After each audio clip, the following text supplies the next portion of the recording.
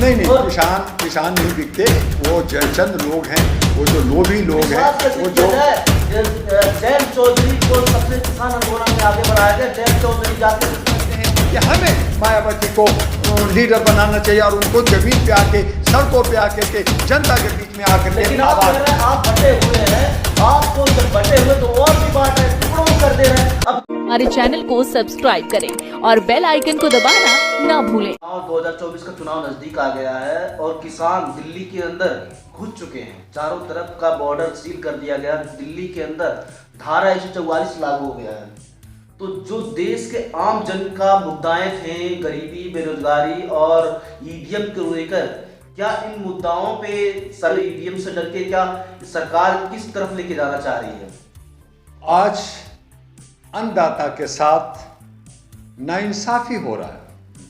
पिछले आंदोलन पार्ट 1 जिसमें 900 किसान मरे, करोड़ों रुपया का खर्च हुआ, दुनिया भर की सिक्योरिटी में खर्च हुआ, क्या मिला? लेकिन आज पार्ट 2 जो आप एमएसपी की मांग कर रहे हैं, किसान अपनी हक मांग रहा है, अन्नदाता अपना हक मांग रहा है कि भाई आपने जो है बाकी लोगों को दिया, दुनिया भर के कानून बनाया, आप एमएसपी में कानून क्यों नहीं बना रहे? सर पूरा साल आपके पास था, किसानों के पास समय रहते हुए आंदोलन नहीं किया। चुनाव के समय पे आंदोलन करना क्या जरूरी थी? वो इसलिए कि हमारा जो लोकतंत्र है, हमारा जो सेवक है, हमारा जो चौकीदार है, जो कहता है मैं ये कर दिया, वो कर दिया, वो कर रहा हूँ, आप मंदिर का खेल खेल रहे हो। लोगों को मंदिर से पेट भरता क्या?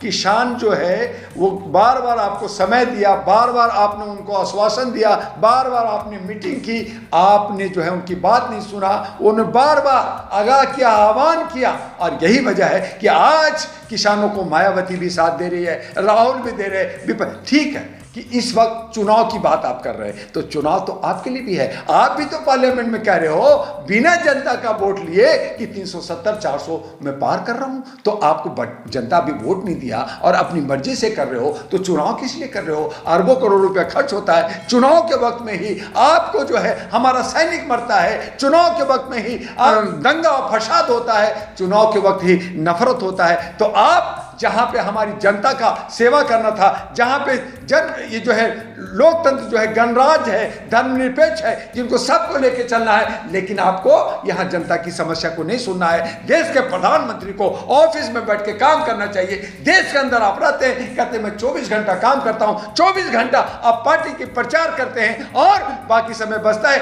तो विदेश घूमते रहते हैं और मंदिर कर रहे हैं। क्या हमें उससे रोटी मिल रहा है? जो रोटी आज हमारा महंगा हो गया है, जिससे आज गांव में कहावत है कि बिना लहसुन का चटनी कैसे बनी, तो जब लहसुन 600-700 रुपए किलो हो गया, सब्जी हो गया, दाल हो गया, आटा हो गया, जो हमारा ट्रांसपोर्ट गांव से आता है, आप सब बंद पड़ा हुआ है, आप उसके जिम्मेदार कौन होगा? कहीं ना कहीं सरकार है। और इसके लिए आज जरूरत आन पड़ी है कि यह सरकार नहीं चाहिए और विपक्ष को मजबूत होना चाहिए। और मायावती जो एक दलित और शोषित के लीडर है, उनको बार बार मैंने कहा कि दुआ का दुआ लीजिए, दुआ का सलाह लीजिए, आइए वीआईपी कल्चर छोड़िए। अगर आपके दिल में कोई डर है उसे निकालिए और लोकतंत्र को बचाइए, संविधान को बचाइए। और ये हमारे किसान जो अन्नदाता हैं, इनके साथ कंधे से कंधे मिलकर के इनके एमएसपी की मांग है उसको पूरा कीजिए। लेकिन कान पे जूं नहीं रेंग रहा। और ये जो है 129 जो कॉर्पोरेट कंपनियां हैं, जिनसे करोड़ों रुपया इनको सरकार को मिल रहा है, जिन पे ये 5M मनी माफिया कौन?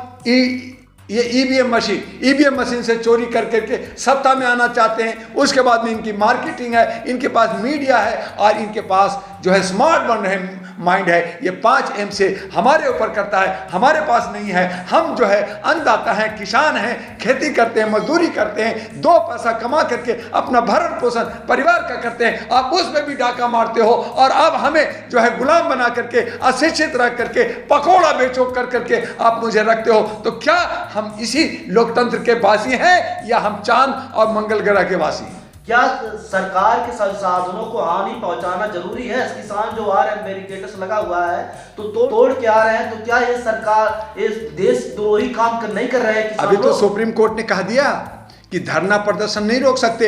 हम जो आवाज़ उठा रहे, आपने जो है ऐसा बैरियर बना दिया, ऐसे तार डाल दिया, ऐसे कीले ठोक रहे हो जैसे चाइना और पाकिस्तान और पता नहीं अमेरिका पे अटैक करने जा रहे। अरे जनता आ रही है जंतर मंतर, आपको आके कह रही है कि मेरे भाई मेरा MSP दे दो, मांग कर रही है। आपने जो है सेना लगा दिया है, आप गलती कर रहे हो और कह रहे हो हम तोड़ रहे। अरे भैया, आपने जो है, आपको जो है राज करना चाहिए, राज धर्म निभाना चाहिए। आप धर्मराज की तरफ भाग रहे हैं और हमारे जो है रोटी नहीं मिल रहा है। और अगर किसान आ रहा है तो आप कह रहे हैं कि वो जो है क्यों आ रहा है, नहीं आना चाहिए। आप उसका ट्रैक्टर जब्त करोगे, उनको जेल भेज दोगे, आंसू गैस छोड़ोगे, गोली चलाओगे। तो ये हमारा बताना चाहेंगे कि ये लोकतंत्र जनता का तंत्र है या सेवक का तंत्र है, ये तय करना हो। अरे तो ये बताइए कि जो किसान आ रहे हैं कौन से देशभक्त हैं? 13 महीने आंदोलन किया, उन किसानों ने फिर जाके बीजेपी को वोट किया। इन किसानों की क्या गारंटी कि ये बीजेपी के खिलाफ है कि समर्थन में है? जिनके और उसके बाद उनके लीडर बिक जा रहे हैं, करोड़ों में बिक रहे हैं, उनके लीडर बीजेपी शामिल हो रहे हैं। तो कैसे कह रहे हैं किसान हित में काम कर रहा है? ये तो राजनीति कर रहे हैं किसान। जर्नलिस्ट महोदय, बिल्कुल आपने सही फरमाया कि चाहे वो किसान हैं, चाहे वो जवान हैं, चाहे वो किसी भी वर्ग के हों, हर जगह जयचंद की कमी नहीं है।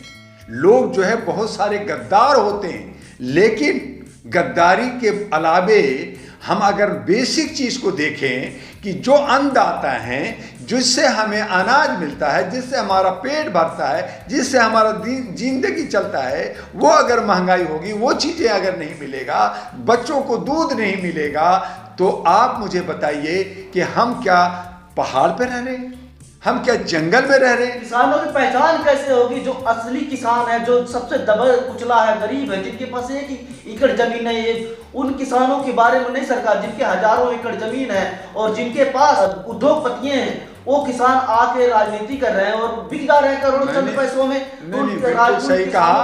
आपका इशारा जयचंद चौधरी की तरफ है जर्नलिस्ट महोदय, कि उनको चूंकि उनके पिताजी को भारत रत्न दिया गया इसलिए वो बीजेपी में चले। मैंने कहा कि ऐसे जयचंद जो लोभी और लालची हैं और जो राजनीति कर रहे हैं वो गलत कर रहे हैं, मैं उसको निंदा करता हूं। वो देश हित में नहीं है और उसको सबक जनता 2024 की चुनाव में देगी। लेकिन सवाल ये है कि बाकी जनता, बाकी जो हमारा किसान है, उनके हक और हक की क्या बात है? आगे राजनीति क्यों हो रहा है? चूंकि आप अगर सुन लें, एक जर्मन में, एक पेरिस के अंदर एक जनता आवाज उठाती है। जर्मन में एक ने कहा कि ईवीएम मशीन में गलत है, ईवीएम बदल दिया गया।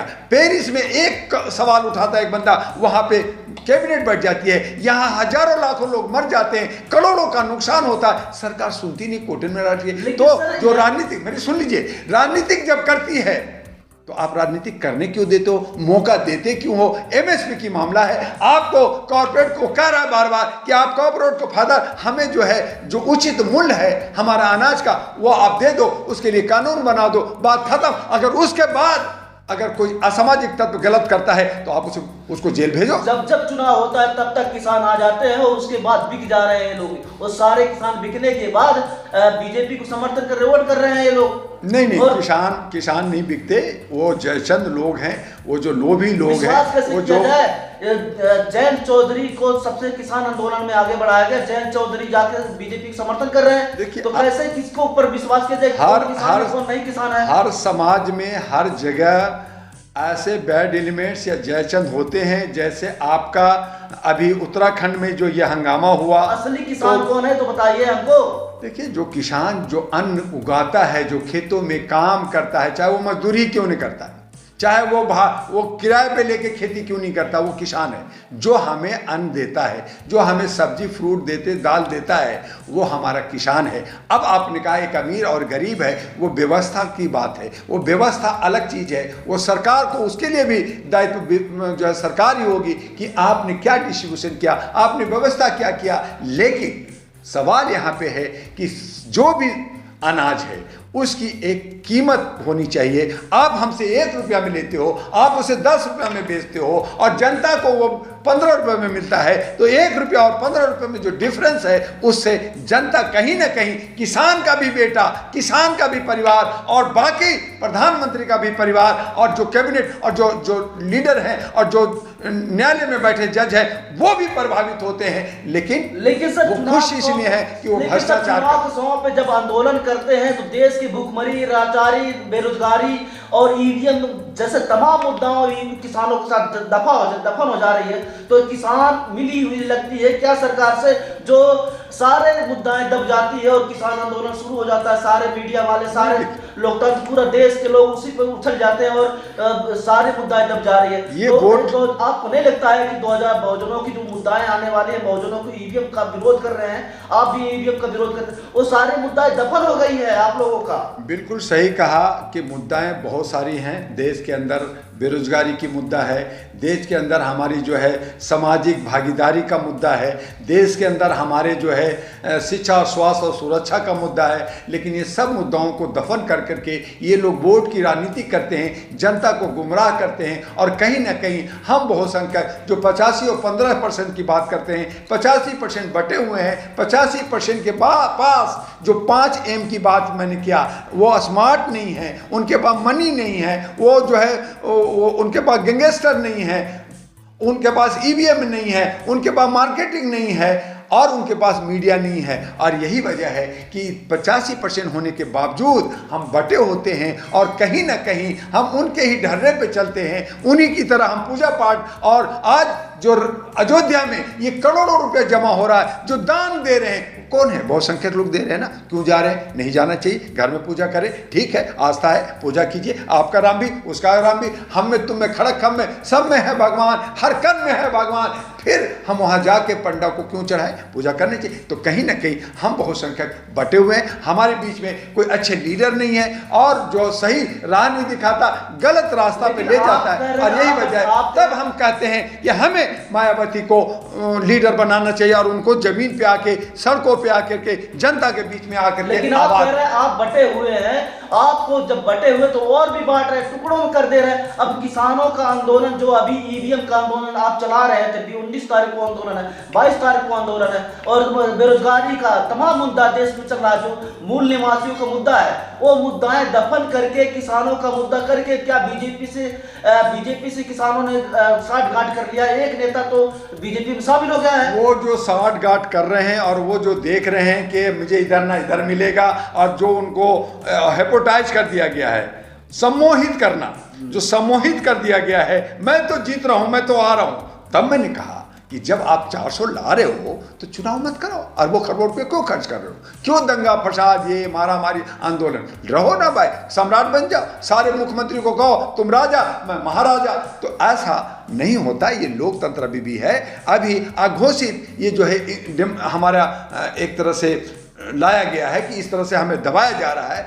ये जिस तरह से इंदिरा गांधी ने इमरजेंसी लाया था, तो ये अघोषित इमरजेंसी चल रहा है। और ऐसी सूरत में हमें आपको आवाज, सभी लोगों का हक बनता है, ये हमारा संवैधानिक, हमारा मौलिक अधिकार है हमें आवाज देने का। सर, दिल्ली में धारा 144 लागू हो गया, इसको गुंडागर्दी करते हैं, इसको तानाशाही करते हैं। नहीं होगा, आपका 17 तारीख का आंदोलन रद्द हो गया है, कैसे करोगे आंदोलन? पहले ये बताओ, आपका ईवीएम हम जाएंगे, हम जाएंगे, हम धरना देंगे, हम आवाज उठाएंगे, उनको अरेस्ट करना है अरेस्ट करें, गोली मारना मारे, हमारा जो है मौलिक अधिकार है, हमारा संवैधानिक अधिकार है, हमें बोलने की लेकिन कानून का पालन, सरकार किसकी? संविधान का उल्लंघन कर रहे हैं आप। जर्नलिस्ट महोदय, सरकार किसकी? जनता की है, हमारी है, हमारा वो, हम जनता जनार्दन है, हम मालिक हैं, हम राजा हैं और वो नौकर है, वो चौकीदार है। लेकिन नौकर और चौकीदार अपने दायित्व को भूल गया है, राजा को रंग बना दिया गया है, राजा को गरीब बना दिया गया है, राजा को तोड़ने की कोशिश कर रहा है। तो राजा जो है, जनता वो समझ गई है, जिस दिन जनाक्रोश आएगा, जिस दिन सारा समूह रोड पे आएगी, ये बहुसंख्यक जिस दिन बाहर आएंगे, ईवीएम को भी तोड़ेंगे, इनकी व्यवस्था को भी तोड़ेंगे और अपना हक लेके रहेंगे। हमारे चैनल को सब्सक्राइब करें और बेल आइकन को दबाना ना भूलें।